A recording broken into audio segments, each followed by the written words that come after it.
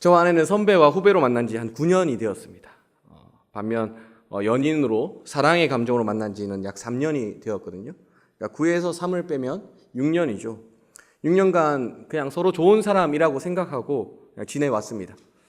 저 사람이 내 연인이면 좋겠다 정도의 감정을 갖고 있지 않았나 싶습니다. 요즘 우리들의 언어로 말하면 간을 본다 이렇게 이야기를 하죠. 폭발적인 계기가 없었습니다. 그냥 선후배 관계를 넘어서 연인의 관계로 나아가기까지는 어떤 계기가 있어야 되죠.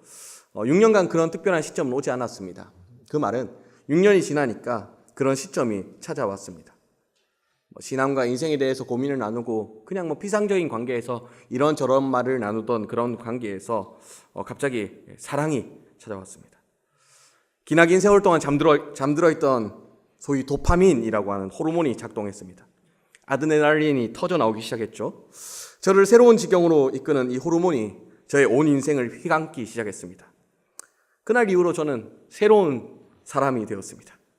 이전에도 몇몇 호감이 있던 그런 이들과 데이트를 한 적이 있었거든요. 근데 데이트를 하고 나면 항상 집에 가서 돈이 아깝다, 책이나 더 읽을 걸, 시간이 너무 아깝다, 책이나 더 읽을 걸, 이런 이야기를 했습니다. 하지만 저의 온몸을 새롭게 만드는 호르몬을 경험한 그날 저는 새로운 사람이 되었습니다. 제가 주일 그때 당시에는 새벽 5시에 기숙사문을 나와야 이 교회에 도착할 수 있었습니다. 그리고 보통 교회에서 예배가 끝나면 4시, 5시 정도 되죠. 한 12시간을 깨어 있다가도 저는 아내가 생각나서 서면으로 가고 남포동으로 가고 광안리로 가고 태종대로 갔습니다. 김해 삼계동 기숙사에 살았는데요. 정말 먼 거리를 왔다 갔다 했습니다. 그때 당시에 저에게는 크게 멀지 않는 거리였습니다. 가끔 아내는 저에게 그때 그 추억을 말하곤 합니다. 근데 저는 그때 그 호르몬이 나오지 않죠. 그래서 그나마 제 아내가 간호사고 몸과 의학에 대해서 조금 알다 보니 호르몬이 나오지 않는 것을 너도 알지 않느냐, 지금이 정상이지 않느냐 이렇게 하면 아내가 수긍하는 편입니다. 그래서 요즘은 어느 정도냐면 제 아내가 가끔 따사대 리브레에서 우리가 먹던 맛있는 커피 한번 테이크아웃 해오면 좋겠다라고 말하면 맥심이 정말 맛있다며 맥심을 타곤 합니다. 호르몬의 힘으로 사랑을 하게 되었고 또 호르몬의 힘으로 결혼까지 이르게 되었습니다. 저희 부부가 꽤 닮은 꼴이 많은데요. 그중 하나가 직업적 성취도에 관한 욕구가 조금 높다는 점입니다. 제가 아내를 21살 어린 시절부터 봤는데 초지일관입니다. 좀 잘 되고 싶어서 자기가 좀 뭔가 이렇게 커리어를 찍고 싶어서 정말 애살이 넘친다라고 하죠. 근데 저도 마찬가지였습니다. 제가 신앙적으로 방황하던 한 2년, 1년 정도의 시기를 빼놓고 나면 저는 항상 좋은 목회자가 되기 위해서 많이 노력하고 그랬던 것 같습니다. 우리 이제 서 목사님께서 4인 사세 특별 새벽 기도회를 하자고 하셨을 때 긴장이 많이 되었습니다. 또 한편으로는 저희 이제 부교육자들 색깔이 너무나 다르기 때문에 한편으로 기대되기도 했습니다. 같은 주제를 놓고 서로 다른 생각을 이야기하니까요. 서로의 성격과 살아온 인생이 다르다 보니까 각자에게 주시는 하나님의 말씀이 다르지만 또 묘하게 일치하겠다 그런 기대감이 있었습니다. 서로의 성격과 살아온 인생이 다르다는 말은 서로의 장점과 단점이 분명하다는 말이기도 하죠. 저는 제 나름대로 저의 어떤 뇌에 대해서 자신감을 지니고 있습니다. 세상에 돌아가는 이슈들, 거기에 대한 성경적인 해답들, 현대의 사회 문제들, 거기에 대한 고민들, 그런 것에 대해서 나름의 자신이 있습니다. 물론 설교를 준비하고 설교를 할 때면 매번 지금처럼 떨리고 버벅이고 또 완급 조절을 못해서 스스로 자책하는 면도 있지만 그래도 내가 머리는 좋지 않나 이런 생각을 하곤 합니다. 그런 제가 올해 청년부에 부임하게 되었습니다. 제 나름대로 스스로 가지는 기대가 있었겠죠. 제가 가진 이 장점과 청년부가 시너지를 잘 발휘하면 좋은 목회를 할 수 있겠다 그런 생각을 했습니다. 청년들이 고민하고 갈등하는 수많은 문제에 대해서 제가 신학적이고 성경적이고 올바른 대답을 내놓을 수 있겠다라는 그런 자신감이 있었습니다. 우리다운 교회에 목회를 하게 되면서 임원들과 다양한 대화를 나누게 되었는데요. 문제가 생겼을 때 이런 해법을 제시하기도 하고요. 그들이 고민할 때 이런 해답을 내어놓기도 했고 그들이 필요로 할 만한 참신한 시도를 하기도 했습니다. 더 나아가 제 착각일지도 모르겠지만 홍전도사의 자질에 대한 만족도가 어떠냐 물으면 그래도 떨어지지 않는 점수를 받지 않을까라는 자신감도 있습니다. 근데 제가 이렇게 자랑을 하는 이유는 뻔하죠. 자랑을 하고 저를 깎아내리기 위해서입니다. 제 1년간의 사역은 내가 딱 거기까지밖에 안 되는구나라는 사실을 절감한 시간이었습니다. 저에게는 나름 고민한 어떤 지성이 있었습니다. 청년들의 문제에 대한 성서적 해법을 제시할 수 있는 자신감도 있었고요. 나름의 독특하고도 새로운 교육 방식에 대한 어떤 그런 것도 있었습니다. 또 청년들 위해 기도도 하고 고민도 하며 열심히 사역도 했던 것 같습니다. 근데 제가 한계를 느끼는 지점이 뭐냐 하면 아주 근원적이고 아주 기초적인 부분인데요. 우리 청년들에게 어떤 하나님을 향한 열망, 영적인 것을 향한 욕구가 찾아보기 힘들다는 점입니다. 그 말은 무슨 말이냐면 제가 아무리 잘나봤자, 제가 아무리 좋은 설교를 해봤자, 제가 그 어떤 노력을 해봤자 이 하나님을 향한 열망, 영적인 것을 향한 추구는 제가 줄 수 없다는 점입니다. 부흥이라는 단어, 이 단어를 생각하시면 여러분은 어떤 그림이 떠오르십니까? 이 부흥이라는 단어를 여러분은 어떻게 정의하고 계십니까? 이번에 우리 시학교에 부흥했더라, 우리 자람교회 부흥했더라 라고 할 때 여러분 이 부흥이라는 단어에 대해서 어떤 정의를 사용하고 계십니까? 간단하죠. 숫자의 증가입니다. 바글바글거리면 부흥했다라고 이야기합니다. 그렇다면 우리는 양정교회가 부흥해야 한다, 양정교회에 부흥이 필요하다라고 말할 때 우리가 공유하는 기본적인 정의 또한 이 예배당이 바글바글하는 것을 꿈꾸지 않을까 그렇게 생각합니다. 예전만큼 교회당이 바글바글하고 예전만큼 예배 참석 숫자가 좀 늘었으면 좋겠다 이런 생각을 하지 않을까 생각해 봅니다. 저희 청년부 공동체는 20명에서 25명 정도의 작은 공동체입니다. 잘 나올 때는 30명을 찍기도 하지만요, 또 안 나올 때는 15명, 16명을 찍을 때도 있습니다. 어느 날 어떤 청년이 찾아왔습니다. 한 200명 정도 되는 청년 공동체에서 회장을 제의받은 청년이라고 했습니다. 어떤 목회자분께서, 청년 담당 목회자께서 회장을 해보지 않겠냐 이렇게 했더니 그 친구가 저는 이 청년부에 대한 회의가 있습니다. 제가 다닐 만한 교회를 찾다가 정 없으면 회장을 맡겠습니다 라고 하고 좀 괜찮을 법한 교회를 찾아다니다가 우리 교회까지 왔습니다. 같이 예배를 드리고 나서 그 친구가 자신의 삶에 대한 이야기와 저희 예배에 대한, 저희 공동체에 대한 평가를 하기 시작했습니다. 굉장히 열정적이고 굉장히 좋은 청년이었습니다. 그리고 저희가 청년부가 드린 예배에 대해서도 굉장히 좋은 평가를 해주었습니다. 고맙다, 감사하다 이렇게 말했습니다. 또한 청년부가 진행하는 모든 사역에 대해서도 좋은 평가를 해주었습니다. 근데 그 친구의 굉장히 고민이 흥미로웠는데요. 제가 왜 다른 교회를 찾고 있냐면요, 평균 150명에서 200명이 출석하는 저희 교회 청년부지만 일하는 사람이 그 사람입니다. 다들 바쁩니다. 그래서 친밀한 교제가 없습니다. 영적인 공급과 성장에 한계를 느꼈습니다. 교회를 옮기고 싶습니다. 이 양정교회 청년부는 어떤가요? 이런 질문을 했습니다. 저희가 하는 고민이었거든요. 10배가 넘는 숫자의 공동체도 저희가 하는 공동체의 고민을 하고 있었습니다. 단도직입적으로 이렇게 물어보겠습니다. 지금 양정교회는 평균 출석 인원이 450명 정도입니다. 만약 우리 교회가 4,500명 정도 늘어나면 우리는 좋은 교회가 될까요? 이 양정교회가 4,500명의 평균 출석 인원을 찍는다면 우리는 위대한 교회가 될까요? 우리가 4,500명 정도 된다면 하나님께서 이 양정교회를 자랑스럽게 기쁘게 여기실까요? 우리가 흔히 사용하고 있는 이 부흥이라는 단어의 의미, 맥락을 명확하게 알려면 좀 관련된 고전을 읽는 것이 좋습니다. 지금으로부터 60년 전에 런던 웨스터민스터 채플에서 웨일즈 부흥의 100주년을 맞이해서 이 로이드 존스 목사님께서는 부흥이라는 시리즈로 설교를 하셨습니다. 흥미롭게도 이 한국에서는 평양부흥 100주년을 맞이해서 2007년 이 책을 번역해 출간했습니다. 저는 이 책이 나온 어간에 이 책을 읽었고요. 그리고 우리다운 교회 목회를 시작하면서 읽었고 또 이번 설교를 준비하면서 조금 읽게 되었습니다. 근데 이 책에 대해서 제가 기억을 하면 할수록 가장 인상에 남는 것이 무엇이냐면 이 로이드 존스 목사님께서 부흥을 설명하시고 해설하시면서 굉장히 독특한 본문을 선택하셨다는 점입니다. 그 중에 제가 생각하는, 기억하는 가장 독특한 본문이 바로 오늘 우리가 읽은 본문입니다. 오늘 등장하는 인물은 이삭입니다. 아브라함의 아들입니다. 아브라함의 약속을 승계받은 사람이고요. 아브라함이 평생토록 이 이삭을 보기 위해 살아왔던 인물이기도 하죠. 이런 이삭이 다양한 과정을 거쳐서 아브라함이 거주했던 땅에 다시 살게 되었습니다. 흥미롭게도 아브라함에게 복을 주셨던 이 하나님께서 이삭에게 한량없는 복을 주십니다. 아브라함이 거부였던 것처럼, 그가 창대하고 왕성했던 것처럼 이삭도 거부가 되고요, 창대하고 왕성케 됩니다. 농사를 지으면 100배나 얻게 되고요, 양떼와 소떼가 엄청난 떼를 이루게 됩니다. 근데 재미있게도 로이드 존스는 이 본문을 강의하면서 무슨 얘기를 하냐면, 한때 부흥했던 교회의 역사를 상기시킵니다. 하나님의 영광이 충만했던 교회, 하나님의 말씀이 선포되었던 그때 그 교회, 모두들 자신이 죄인이라며 교회에 나올 수밖에 없었던 영적인 분위기가 형성되었던 그때 그 시절을 이야기합니다. 자신의 숨겨져 있던 죄악마저 낱낱이 고백하며 내가 성결케 되고 싶습니다라고 말했던 그때 그 시절을 이야기합니다. 한국교회도 마찬가지였을 겁니다. 양정교회도 한때 그랬을 겁니다. 우리는 이삭이었습니다. 하나님께서 약속하신 축복을 받아 예배당이 가득 찼던 그런 시절이 있었죠. 이 양정 지역을 돕는 사회적 비전을 소유하고 실천해 나갔던 시절이 있었습니다.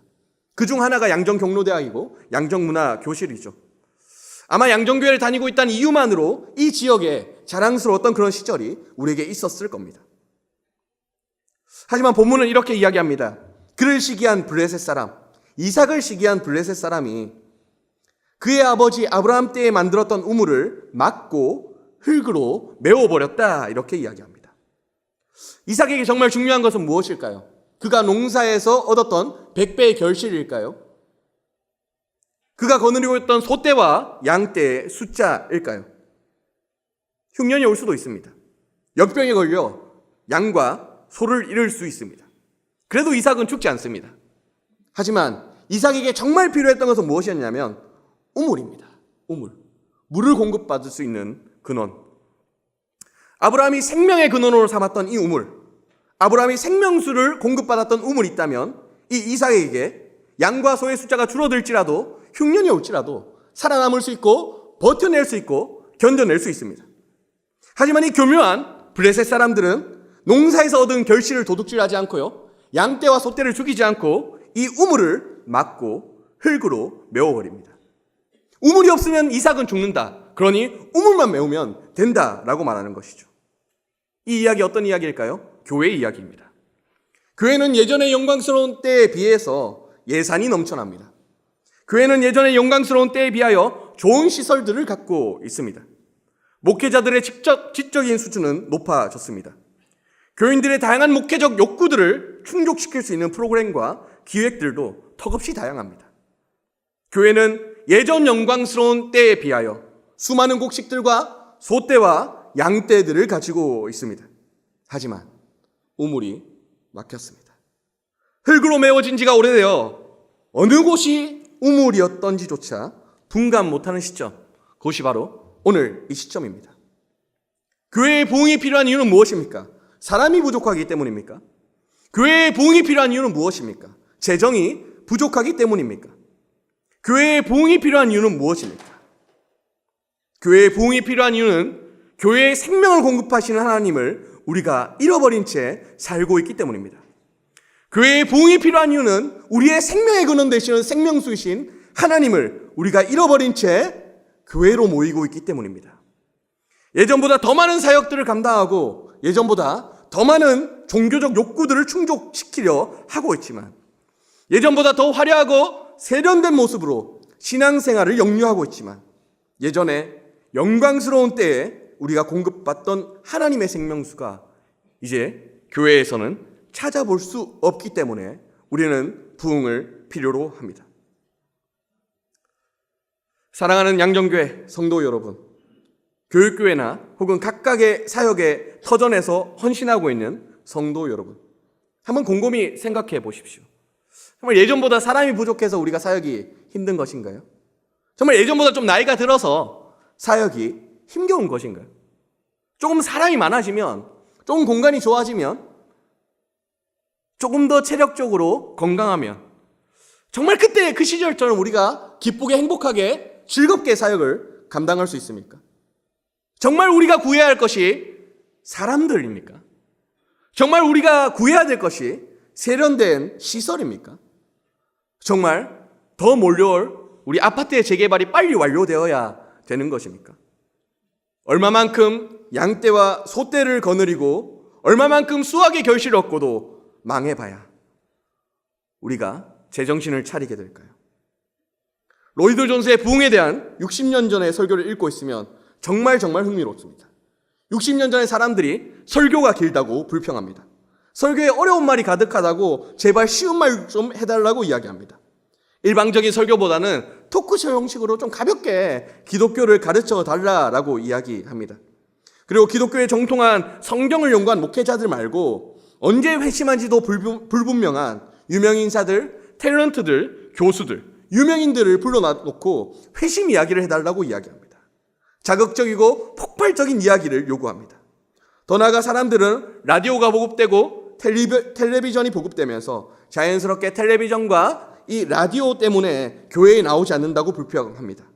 더 나아가 매력적인 상품 광고처럼 교회도 매력적으로 건물을 짓고 매력적으로 현수막을 걸어서 사람들을 유인하자, 이런 말들이 가득합니다. 우리 이야기이지 않습니까? 21세기에 일방적인 설교가 시대에 맞지 않다고 이야기하죠. 설교가 너무 어려운 개념이 많아서 알아듣지 못하겠다고 말합니다. 개역 개정판 성경이 너무 오래되어서 읽어도 무슨 말인지 모르겠다 이야기합니다. 성경의 근거에서 성경의 의미를 풀어내는 신학적이고 강의적인 설교보다 예수를 믿었을 때의 극적인 체험을 풀어놓는 간증에 열광합니다. 더 나아가 스마트폰이 보급되고 노트북이 가득해지면서 사람들이 교회를 찾지 않는다고 이렇게 이야기합니다. 정말 시대가 변하니까 시대의 변화에 따르지 못한 교회가 쇠퇴하는 것일까요? 물론 그럴 수 있습니다. 시대가 변화하면서 교회에 대한 관심이 줄어드는 것일 수 있습니다. 하지만 60년 전 로이드 존스의 지적은 오늘 우리의 전국을 찌르고 있습니다. 그 모든 것이 핑계의 이유가 될 수 있겠지만 더 중요한 이유는 교회가 교회의 근원 되신 하나님을 찾지 않는 것에 있다고 말합니다. 더 이상 이 사람들에게 영적인 것에 대한 열망이 사라졌기 때문이라고 이야기합니다. 더 이상 하나님 말씀을 근거로 하는 도덕적인 기준에 대한 요구 자체가 사라진 것에 이유가 있다고 이야기합니다. 다른 무엇보다 이 교회가 하나님 없이 존재할 수 있다는 착각에 빠져서 하나님 없이도 성장할 수 있다고 믿고 있어서 인격적인 하나님을 우리가 생각하는 최고의 자리로 대접드리지 않고 단순히 능력과 은혜를 베푸시는 잡신 정도로 치부하기 때문에 오늘 교회가 망가져 가고 있다고 60년 전에 이야기하고 있습니다. 이에 대한 해답은 무엇일까요? 아브라함이 팠던 우물을 다시 파는 것에 있습니다. 부흥은 무엇인가요? 우물을 찾는 것입니다. 대적들이 막고 흙으로 메웠던 우물을 다시 찾는 것입니다. 조나단 에드워즈가 이런 말을 했습니다. 신적이고 초자연적인 빛이 뚫고 들어와 하나님을 사랑하도록 우리 마음의 방향을 재설정하는 것. 이것이 부흥입니다. 이것이 우리의 위대한 믿음의 선배들 안에 일어났던 역사요. 오늘 우리 안에서는 찾아보기 힘든 일입니다. 또한 로이드 존스는 이렇게 말합니다. 사람의 영혼 안으로 들어가 그것을 깨트리고 부수고 낮추어서 새롭게 만드는 능력. 이것이 부흥입니다. 우리는 우리의 믿음의 선배들보다 더 많은 재정을, 더 높은 퀄리티의 시설을, 더 짜임새 있는 목회 프로그램을 갖고 있습니다. 하지만 우리가 가지고 있지 않는 것, 그렇게 우리가 보잘것없게 된 그 이유가 어디에 있습니까? 바로 하나님을 사랑하는 열망, 하나님의 얼굴을 구하는 간절함, 영적인 것에 대한 사모함. 이 모든 것을 회복하는 것에 우리 교회에 죽고 살아남이 있습니다. 재정에 대한 우리의 아집과 시설에 대한 우리의 욕망과 프로그램에 대한 자신감을 우리가 내려놓고 하나님을 사랑하는 마음을 다시 회복할 수 있다면, 영적인 것을 열망하는 마음을 다시 한번 회복할 수 있다면, 하나님의 얼굴을 구하는 갈망을 다시 한번 회복할 수 있다면, 그것만이 죽은 것만 같아 보이는 우리의 영혼을 살릴 수 있는 이유가 될 것입니다. 침체되어 있는 교회를 살릴 수 있는 이유가 바로 여기에 있을 것입니다. 하나님께서 오늘 우리의 민낯을 비춰주시길 바랍니다. 우리의 입에 발려있는 거룩한 신앙적인 언어들, 하지만 실질적 삶에 가득한 세속적 욕망들, 교회를 걱정하는 것처럼 우리가 이런저런 말들을 하지만 실질적 우리의 관심은 영적인 것에 있지 않고 하나님에 대한 것에 있지 않고 자기 위로와 자기 과시에 있다는 처참한 우리의 모습들을 비춰주시길 바랍니다. 무엇보다도 우리에게 필요한 것은 우리의 입술 가운데 오르락내리락 거리고 있는 사람들의 숫자도 아니요, 멋진 건물도 아니요, 재건축될 아파트에 입주하게 될 주민들도 아니라 우리 안에 찾아보기 힘든 하나님을 향한 지고지순한 사랑, 예전에는 있었지만 이젠 더 이상 찾아볼 수 없는 영적인 것에 대한 열망, 세속적 욕망을 하나님의 성령 안에서 거칠게 결단코 끊어버리겠다는 결기, 하나님의 명령이란 무엇이든지 순종하겠다는 거칠지만 순수한 열정, 그것을 회복하는 것이 진정 부흥이라는 사실을 하나님께서 우리에게 깨닫게 해주시길 원합니다. 양정교회는 60년의 세월을 견뎌왔습니다. 더군다나 새성전 건축이라는 대업을 앞두고 있죠. 흥미롭게도 근래의 교회들은 새성전 건축이라는 단어를 쓰지 않습니다. 우리의 몸이 성전이고 우리의 공동체가 성전인데 교회 건물을 굳이 성전이라 하느냐, 이런 말들이 있습니다. 근데 저는 오늘 설교를 준비하면서 이런 생각을 했습니다. 우리가 새성전 건축이라 말하지 않고 근래의 사람들이 말하는 것처럼 교회 건물 건축이라 말했다면 어떻게 되었을까? 그러면 우리의 고민은, 우리의 관심은, 우리의 기도는 어떻게 더 좋은 건물을 짓느냐, 어떻게 더 효율적으로 건물을 짓느냐, 어떻게 더 이 세대에 영향력 있는 건물을 짓느냐에 집중했을 것입니다. 하지만 우리는 새성전 건축이라는 이름을 붙였습니다. 덕분에 우리의 질문이 달라질 수 있겠다, 이런 생각을 하게 되었습니다. 어떻게 성전을 지어야 하나님이 기뻐하실까? 어떻게 성전을 지어야 하나님께서 거하시는 성전이 될 수 있을까? 어떻게 지어야 새 성전일 수 있을까? 해답은 의외로 단순할 것입니다. 우리 안에 하나님을 사랑하는 열망이 새로워질 수 있다면 그곳은 새 성전일 것입니다. 우리 안에 정말 영적인 것을 추구하는 열망이 새로워질 수 있다면 그곳은 새 성전일 것입니다.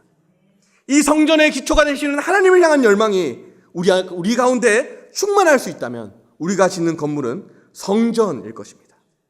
올 한해는 바로 이 새 성전 건축을 위해서 새로운 시작, 새로운 마음, 새로운 부흥을 꿈꾸는 시기입니다. 말씀을 정리하겠습니다. 오늘 새벽 기도의 주제는 새로운 부흥입니다. 부흥은 무엇입니까?